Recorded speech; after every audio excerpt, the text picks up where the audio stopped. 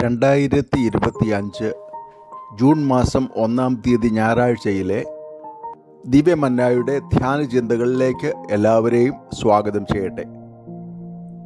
വിദ്യാലയ വർഷാരംഭമായ ഇന്ന് വിദ്യാഭ്യാസം ദൈവത്തിൻ്റെയും മനുഷ്യരുടെയും കൃപയിൽ വളരുക എന്ന വിഷയമാണ് ധ്യാനത്തിന് ആധാരം. വിദ്യാഭ്യാസത്തിൻ്റെ ആത്യന്തിക ലക്ഷ്യം മാനുഷിക ഭാവങ്ങളായ ആർദ്രത, കരുതൽ, സ്നേഹം എന്നിവ രൂപപ്പെടുത്തുകയും വളർത്തുകയുമാണ് എങ്കിൽ ആധുനിക വിദ്യാഭ്യാസം അവ നൽകുന്നതിൽ പരാജയപ്പെട്ടിരിക്കുന്നുവെന്ന് തെളിയിക്കുന്ന സംഭവങ്ങളാണ് നാം ഇന്ന് കണ്ടുകൊണ്ടിരിക്കുന്നത്. മാരകമായ സംഘർഷങ്ങൾ മുതൽ ക്രൂരമായ റാഗിംഗ്, ഭീഷണിപ്പെടുത്തൽ എന്നിവയുൾപ്പെടെ വിദ്യാർത്ഥികൾ ഉൾപ്പെടുന്ന അക്രമ സംഭവങ്ങൾക്ക് കുറവില്ലാത്ത ഒരു സാമൂഹിക സാഹചര്യം നിശ്ചയമായും നമ്മിൽ അസ്വസ്ഥത ഉളവാക്കുന്നതാണ്. ഈ സാഹചര്യത്തിലാണ് ഇന്നത്തെ ചിന്താവിഷയമായ വിദ്യാഭ്യാസം ദൈവത്തിൻ്റെയും മനുഷ്യരുടെയും കൃപയിൽ മുതിർന്നു വരിക എന്ന വിഷയം ചിന്തിക്കുന്നത്. ഇന്നത്തെ ചിന്തകൾ നമ്മിലെ മാനുഷിക ഭാവങ്ങളെ ഉണർത്തുവാൻ സഹായകരമാകട്ടെ എന്ന് ആഗ്രഹിക്കുന്നു, പ്രാർത്ഥിക്കുന്നു. ഇന്നത്തെ 1-ാം പാഠം 1 രാജാക്കന്മാർ 4-ാം അധ്യായം 25 മുതൽ 34 വരെയുള്ള വാക്യങ്ങൾ ആണ്. ശലോമോൻ രാജാവിൻ്റെ ജ്ഞാനത്തെക്കുറിച്ചുള്ള വിവരണമാണ് നാം ഇവിടെ കാണുന്നത്. ശലോമോൻ്റെ ഭരണകാലത്ത് സമാധാനവും സമൃദ്ധിയുമായിരുന്നു എന്ന് പറഞ്ഞ് ആരംഭിക്കുന്ന വേദഭാഗം അതിൻ്റെ കാരണമായി കണ്ടെത്തിയത് ശലോമോൻ്റെ വിവേകപൂർണമായ ഇടപെടലുകളായിരുന്നുവെന്ന് പരാമർശിക്കപ്പെട്ടിരിക്കുന്നു. ഭരണകർത്താവിന് ഉത്തരവാദിത്വ ബോധവും ചിന്താശേഷിയും ഉണ്ടാകണമെന്നും അതിന് അറിവിനെയും വിവരത്തെയും മറികടക്കുന്ന വിജ്ഞാനം ആവശ്യമാണ് എന്നും ഇവിടെ നാം കാണുന്നു. ശലോമോൻ്റെ അസാമാന്യമായ വിവേകത്തിൻ്റെ കാരണം അന്വേഷിക്കുമ്പോൾ നാം ചെന്നെത്തുന്നത് 1 രാജാക്കന്മാർ 3-ാം അധ്യായം 5 മുതലുള്ള വാക്യങ്ങളിലാണ്.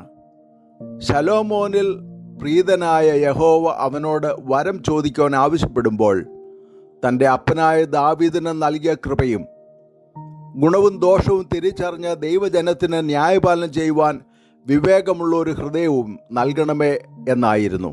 അതുകൊണ്ടാണ് ശലോമോൻ പിൽക്കാലത്ത് എഴുതിയത്, യഹോവ ഭക്തി ജ്ഞാനത്തിൻ്റെ ആരംഭമാകുന്നു, ഭോഷന്മാരോ ജ്ഞാനവും പ്രബോധനവും നിരസിക്കുന്നു എന്ന്. സദൃശവാക്യങ്ങൾ 1-ാം അധ്യായത്തിൻ്റെ 7-ാം വാക്യം.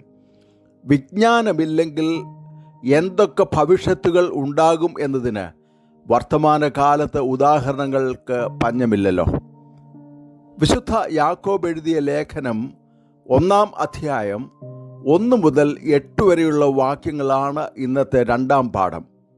ജീവിതത്തിൽ പരിശോധനകൾ പക്വത പ്രാപിക്കുന്നതിന് അനിവാര്യമാണ് എന്ന തിരിച്ചറിവ് വേണമെന്നും അത് തിരിച്ചറിയാൻ ദൈവിക ജ്ഞാനം ആവശ്യമാണെന്നും വിശുദ്ധ യാക്കോബ് ഇവിടെ ഓർമ്മിപ്പിക്കുന്നു. വിശ്വാസത്തിൽ ചോദിക്കുന്നവർക്ക് ദൈവം ഉദാരമായി ജ്ഞാനം നൽകുമെന്നാണ് ഇവിടെ സമർത്ഥിക്കുന്നത്. ഇരുമനസ്സുള്ള മനുഷ്യൻ തൻ്റെ വഴികളിലൊക്കെയും അസ്ഥിരനാകുന്നുവെന്നും സംശയിക്കുന്നവൻ കാറ്റടിച്ച് അലയുന്ന കടൽ തിരയ്ക്ക് സമനെന്നും ഇവിടെ യാക്കോബ് പറയുന്നു. എന്നാൽ സംശയിക്കാതെ ദൈവത്തിൽ ആശ്രയിക്കുന്നത് നമ്മെ പക്വതയിലേക്കും സ്ഥിരതയിലേക്കും നയിക്കുമെന്ന് ഓർമ്മിപ്പിക്കുകയും ചെയ്യുന്നു. ഇന്നത്തെ ലേഖന ഭാഗമായ റോമർ 11:33 മുതൽ 36 വരെയുള്ള വാക്യങ്ങളിൽ യഹൂദരുടെയും വിജാതീയരുടെയും ഇടയിലുള്ള ദൈവത്തിൻ്റെ ഇടപെടലുകളെക്കുറിച്ചുള്ള ആഴത്തിലുള്ള ദൈവശാസ്ത്രപരമായ പ്രതിഫലനം അവസാനിപ്പിച്ചുകൊണ്ട് ദൈവ ആളത്വത്തിൻ്റെ അസാധാരണമായ സവിശേഷ സ്വഭാവം ചുരുക്കം വാക്കുകളിൽ വർണ്ണിക്കുകയാണ്. ദൈവത്തിൻ്റെ ധനവും ജ്ഞാനവും അറിവും അവർണ്ണനീയമാണെന്നും ന്യായവിധിയുടെ ശൈലി മനുഷ്യബുദ്ധിയെയും യുക്തിയെയും കവിയുന്നതാണെന്നും അതിനാൽ സർവമഹത്വവും ദൈവത്തിന് മാത്രമെന്നും പറഞ്ഞാണ് ഈ ഭാഗം അവസാനിപ്പിക്കുന്നത്. ദൈവത്തിൻ്റെ അനന്തമായ ജ്ഞാനവുമായി താരതമ്യപ്പെടുത്തുമ്പോൾ മനുഷ്യൻ്റെ ഗ്രാഹ്യ ശക്തി എത്രയോ പരിമിതമാണ് എന്ന് സമ്മതിക്കുകയാണിവിടെ. എല്ലാ പഠനവും ആത്യന്തികമായി ദൈവത്തിൽ നിന്ന് ഉത്ഭവിക്കുന്ന സത്യത്തിനായുള്ള ഒരു അന്വേഷണമാണ് എന്ന് തിരിച്ചറിയുന്ന അധ്യാപകരും വിദ്യാർത്ഥികളുമാണ് വിദ്യാഭ്യാസത്തിൻ്റെ ആത്യന്തിക ലക്ഷ്യം സാർത്ഥകമാക്കുന്നത്. മഹാനായ സോക്രട്ടസിനെ ലോകത്തിലെ ഏറ്റവും വലിയ ജ്ഞാനി അദ്ദേഹമാണെന്ന് അറിയിച്ചപ്പോൾ ഉണ്ടായ പ്രതികരണത്തെക്കുറിച്ച് നാം വായിക്കുന്നത് താൻ ലോകത്തിലെ ഏറ്റവും വലിയ അജ്ഞാനിയാണെന്ന് തിരിച്ചറിയുന്നു എന്നായിരുന്നു. വിദ്യാഭ്യാസത്തിലൂടെ ദൈവത്തിൻ്റെയും മനുഷ്യരുടെയും കൃപയിൽ എങ്ങനെ വളരാൻ കഴിയുമെന്നതിൻ്റെ മകുട ഉദാഹരണമാണ് ഇന്ന് നാം വായിച്ചു കേട്ട സുവിശേഷ ഭാഗമായ വിശുദ്ധ ലൂക്കോസ് 2-ാം അധ്യായം 40 മുതൽ 52 വരെയുള്ള വാക്യങ്ങളിൽ നാം കാണുന്നത്. ശൈശവത്തിനും യൗവനത്തിനും ഇടയിലുള്ള യേശുവിൻ്റെ ബാല്യത്തെക്കുറിച്ചുള്ള ഈ വിവരണത്തിൽ 12 വയസ്സുള്ളപ്പോൾ യേശു യെരുശലേമിലെ ദേവാലയം സന്ദർശിക്കുന്നതും അധ്യാപകരുമായി ഇടപഴകുന്നതും തിരുവെഴുത്തുകളിലും ആത്മീയ കാര്യങ്ങളിലുമുള്ള തൻ്റെ ഗ്രാഹ്യം കൊണ്ട് അവരെ അത്ഭുതപ്പെടുത്തുന്നതും രേഖപ്പെടുത്തുന്നു. ഇന്നത്തെ ചിന്താവിഷയവുമായി ബന്ധിപ്പിച്ച് ഈ ഭാഗം ധ്യാനിക്കുമ്പോൾ നാം കണ്ടെത്തുന്ന ചില മർമ്മങ്ങൾ പരാമർശിച്ചുകൊണ്ട് ഈ ധ്യാനം അവസാനിപ്പിക്കട്ടെ. 1. യേശുവിൻ്റെ വളർച്ച സമഗ്ര വിദ്യാഭ്യാസത്തിനുള്ള ഒരു മാതൃക. യേശുവിൻ്റെ ആളത്വ രൂപീകരണവുമായി ബന്ധിച്ച് വിശുദ്ധ ലൂക്കോസ് പറയുന്നത്, പൈതൽ വളർന്നു, ജ്ഞാനം നിറഞ്ഞു, ആത്മാവിൽ ബലപ്പെട്ടു പോന്നു, ദൈവകൃപയും അവന്മേൽ ഉണ്ടായിരുന്നു, വാക്യം 40 എന്നും യേശുവോ ജ്ഞാനത്തിലും വളർച്ചയിലും ദൈവത്തിൻ്റെയും മനുഷ്യരുടെയും കൃപയിലും മുതിർന്ന് വന്നു, വാക്യം 52 എന്നുമാണ്. അത് കേവലം ശാരീരിക വളർച്ച മാത്രമല്ല, ബൗദ്ധികവും ആത്മികവും സാമൂഹികവുമായ വളർച്ചയെയും അത് സൂചിപ്പിക്കുന്നു. യഹൂദ പാരമ്പര്യത്തിൽ 12-ാം വയസ്സ് വളരെ പ്രധാനപ്പെട്ടതായിരുന്നു. 12-ാം വർഷം ഒരു ആൺകുട്ടി സിനഗോഗിലെ മതജീവിതത്തിൽ പൂർണ്ണ പങ്കാളിത്തം നേടുന്നതിന് മുൻപുള്ള അവസാന തയ്യാറെടുപ്പ് കാലഘട്ടമായിരുന്നു. 12 വയസ്സ് പൂർത്തിയാകുമ്പോൾ മാതാപിതാക്കളും ഗുരുക്കളും ന്യായപ്രമാണവും ഒക്കെ നൽകുന്ന പാഠങ്ങൾ ഉൾക്കൊണ്ട് സ്വയമായ ഉത്തരവാദിത്വത്തിലേക്ക് പ്രവേശിക്കുന്ന കാലഘട്ടമായിട്ടാണ് കണക്കാക്കപ്പെട്ടിരുന്നത്. 2. ദേവാലയം പഠനത്തിൻ്റെ കേന്ദ്രം. 12 വയസ്സുള്ളപ്പോൾ യേശു ദേവാലയത്തിൽ ആയിരിക്കുവാൻ ആഗ്രഹിക്കുന്നു. അധ്യാപകരുമായി ഇടപഴകുന്നു, കേൾക്കുകയും ചോദ്യങ്ങൾ ചോദിക്കുകയും ഉത്തരങ്ങൾ നൽകുകയും ചെയ്യുന്നു.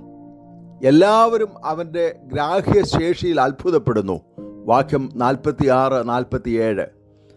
പഠന പ്രക്രിയയിൽ ആവശ്യമായ ഘടകങ്ങളായ ജിജ്ഞാസ, ശ്രദ്ധയോടെയുള്ള കേൾവി, വായന, അറിയുന്ന വസ്തുതകളെ വിവേചിക്കാനുള്ള ഇടപെടൽ എന്നിവ ഈ ഭാഗത്ത് നാം കാണുന്നു. ഇത് എക്കാലവും ഒരു വിദ്യാർത്ഥിക്ക് ഉണ്ടായിരിക്കേണ്ട സവിശേഷ ഭാവങ്ങളാണ്. യഥാർത്ഥ വിദ്യാഭ്യാസം നിഷ്ക്രിയ സ്വീകരണമല്ല, സംവേദനാത്മകവും സംഭാഷണപരവുമാണ് എന്ന് ഈ ഭാഗം വ്യക്തമാക്കുന്നു. വിമർശനാത്മക ചിന്തയുടെയും ആഴത്തിലുള്ള ധാരണയുടെയും മൂല്യമാണ് ഇവിടെ വെളിവാകുന്നത്. 3. കുടുംബം വിദ്യാഭ്യാസത്തിൻ്റെ അടിത്തറ. അവൻ്റെ അമ്മയപ്പന്മാർ ആണ്ടുതോറും പെസഹ പെരുന്നാളിന് യെരുശലേമിലേക്ക് പോകും എന്ന പരാമർശം ഒരു കുട്ടിയുടെ വളർച്ചയിൽ കുടുംബത്തിൻ്റെ പങ്ക് വ്യക്തമാക്കുന്നതാണ്. ഒരു കുട്ടിയുടെ ഔപചാരികവും അനൗപചാരികവുമായ വിദ്യാഭ്യാസത്തിൽ മാതാപിതാക്കളും അവർ ഇടപഴകുന്ന സമൂഹവും നിർണായക പങ്ക് വഹിക്കുന്നു എന്നതിൻ്റെ സൂചനയാണ് നാം ഇവിടെ കാണുന്നത്. 4. വിദ്യാഭ്യാസത്തിൻ്റെ ഫലം അനുസരണവും വിനയവും. പിന്നെ അവൻ അവരോടുകൂടെ ഇറങ്ങി നസ്രത്തിൽ വന്ന് അവർക്ക് കീഴടങ്ങിയിരുന്നു എന്ന് സുവിശേഷകൻ പറയുമ്പോൾ, വാക്യം 51, വിദ്യാഭ്യാസത്തിലൂടെ സംഭവിക്കേണ്ടത് എന്താണ് എന്ന് വെളിവാക്കപ്പെടുകയാണ്. താഴ്മയും അധികാരത്തോടുള്ള ആദരവും വിദ്യാഭ്യാസത്തിൻ്റെ സുപ്രധാന പാഠങ്ങളാണ് എന്ന് തിരിച്ചറിയുമ്പോഴാണ് പഠന പ്രക്രിയ പൂർണ്ണമാകുന്നത്. ഒരു വിദ്യാർത്ഥിയുടെ ശാരീരികവും മാനസികവും സാമൂഹികവും ആത്മികവുമായ വളർച്ച ലക്ഷ്യം വെച്ചുകൊണ്ടുള്ള ഒരു വിദ്യാഭ്യാസ പദ്ധതിയാണോ ഇന്നുള്ളത് എന്ന് ഇന്നത്തെ വിദ്യാഭ്യാസ വിദഗ്ധർ ചിന്തിക്കേണ്ടതുണ്ട്. ഇന്നത്തെ വിദ്യാഭ്യാസ രീതി ഒരു വിദ്യാർത്ഥിയെ നിസ്വാർത്ഥനും എളിമയുള്ളവനും മറ്റുള്ളവരെ ബഹുമാനിക്കുന്നവനുമാക്കുന്നു എന്ന് പറയാൻ കഴിയുമോ? ഒരു കുട്ടിയുടെ വ്യക്തിത്വ രൂപീകരണത്തിൽ കുടുംബവും സഭയും സമൂഹവും വഹിക്കുന്ന പങ്ക് എത്ര വലുതാണ് എന്ന് നാം തിരിച്ചറിഞ്ഞിട്ടുണ്ടോ? താഴ്മയും അധികാരത്തോടുള്ള ആദരവും വളർത്തുവാൻ ഇന്നത്തെ വിദ്യാഭ്യാസ പ്രക്രിയ പര്യാപ്തമാണെന്ന് കരുതാൻ കഴിയുമോ? വിദ്യാഭ്യാസത്തിലൂടെ സംഭവിക്കേണ്ട പരിവർത്തനമല്ല ഇന്ന് സംഭവിച്ചുകൊണ്ടിരിക്കുന്നത് എന്ന് വർത്തമാനകാല സംഭവങ്ങൾ വിളിച്ചറിയിക്കുന്നുവെന്ന് സമ്മതിക്കാതിരിക്കാൻ തരമില്ല.